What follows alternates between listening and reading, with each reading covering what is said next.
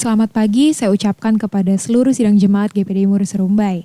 Salam sejahtera di dalam Tuhan kita Yesus Kristus. Saat ini, saudara-saudara, kita akan kembali merenungkan kebenaran firman Tuhan yang akan kita baca bersama-sama di dalam 1 Tesalonika 5 ayat 17 sampai ke 18. 1 Tesalonika 5 ayat 17 sampai 18 saya akan bacakan untuk kita semua. Tetaplah berdoa. Mengucap syukurlah dalam segala hal, sebab itulah yang dikehendaki Allah di dalam Kristus Yesus bagi kamu. Ini dua ayat yang sudah sangat sering menjadi perenungan kita semua, yang sudah sering dibawakan di dalam khotbah atau sharing-sharing firman Tuhan, tetapi kembali firman Tuhan datang kepada kita pada pagi hari ini untuk mengingatkan kita bahwa ini dua hal yang sangat krusial atau yang sangat penting untuk kita lakukan secara terus-menerus setiap hari di dalam kehidupan kita. Terutama di masa-masa yang sulit seperti ini. Kekuatan kita hanya di dalam doa dan ucapan syukur. Saudara-saudara, seperti yang kita sudah tahu bersama-sama, doa merupakan nafas hidup dari orang-orang percaya.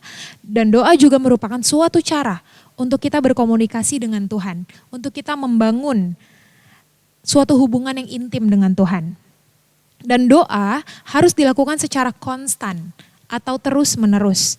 Seringkali kita sebagai orang-orang percaya, sebagai orang Kristen, kita ini cepat puas dengan hanya beberapa kali berdoa. Sedangkan suatu hubungan yang intim tidak akan terjadi atau tidak akan tercipta hanya dengan beberapa kali saja, saudara-saudara.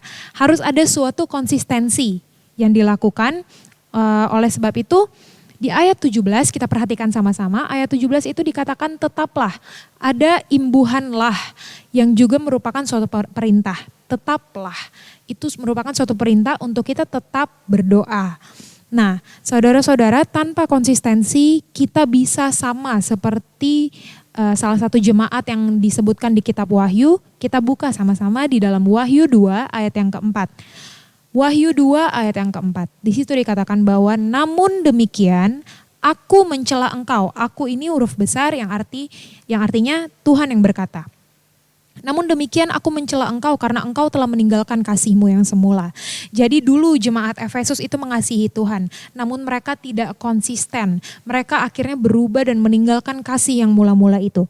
Saudara-saudara, kalau kita perhatikan dalam kehidupan kita, di waktu-waktu yang lalu ketika baru awal-awal kita mengenal Tuhan, ketika kita baru saja mengikut Tuhan, itu rasanya kita sangat ingin berada di hadirat Tuhan. Kita rasanya ingin berdoa terus, kita ingin menyembah terus. Tetapi ketika kita melihat hidup kita sekarang, apakah hal itu masih kita rindukan untuk kita tetap berada di hadirat Tuhan, untuk kita terus menaikkan ucapan syukur kita di hadapan Tuhan? Mungkin ada yang sudah mulai redup, ada yang pelan-pelan meninggalkan kasih itu. Firman Tuhan pada pagi hari ini datang kepada saudara-saudara untuk mengingatkan bahwa setiap doa kita, setiap ucapan syukur kita itu merupakan bukti kasih kita kepada Tuhan. Bukti kasih kita kepada Tuhan. Itu perlu dibuktikan, tidak hanya sekedar di omongan saja atau di dalam hati saja atau di dalam pikiran kita saja, tetapi harus ada aksi, yaitu dengan doa dan dengan ucapan syukur yang senantiasa kita naikkan setiap hari kepada Tuhan. Dan kita harus konsisten dalam melakukan hal itu sehingga tidak terjadi seperti di Wahyu tadi, jemaat Efesus itu dicela oleh Tuhan. Itu membuat hati Tuhan sedih.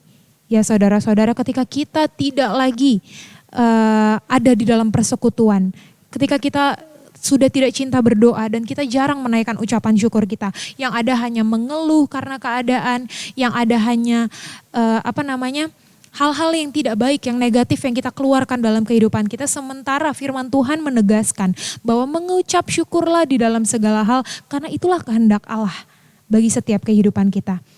Doa dan ucapan syukur sekali lagi merupakan bukti kasih kita kepada Tuhan. Kita tidak perlu lagi saudara-saudara untuk Tuhan buktikan kasih-Mu. Tuhan tidak perlu untuk membuktikan kasih-Nya kepada kita, saudara-saudara, karena apa? Karena Tuhan sudah sangat mengasihi kita. Buktinya apa? Yohanes 3 ayat 16. Di situ dikatakan bahwa begitu besar kasih Allah kepada dunia ini. Tuhan Yesus datang ke dunia ini beberapa ribu tahun yang lalu. Dia membuktikan bahwa dia benar-benar mengasihi seluruh umat manusia yang ada di dunia ini. Dia tidak menginginkan satupun dari kita ini binasa. Oleh sebab itu dia membuktikan cinta kasih-Nya. Dia meninggalkan sorga dan melakukan kehendak Bapa di dunia ini untuk menyelamatkan kita semua. Oleh sebab itu saudara-saudara, kembali di ayat yang ke-18 tadi. Firman Tuhan katakan bahwa Allah menghendaki ucapan syukur kita. Ini pun harus konsisten karena apa? Baik di keadaan yang baik sekalipun ataupun buruk, ucapan syukur itu harus keluar dalam kehidupan kita. Yang terakhir saudara-saudara, saya ingin katakan bahwa kita nggak bisa mengubah keadaan dunia atau sekitar kita. Namun kita punya kuasa. Kuasa ilahi ini ada di dalam kehidupan kita untuk merubah diri kita dalam merespon segala sesuatu. Belajarlah untuk menaikkan ucapan syukur.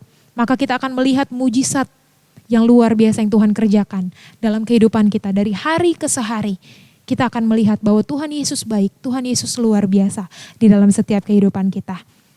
Tetaplah berdoa dan tetaplah mengucap syukur. Tuhan Yesus memberkati kita semua.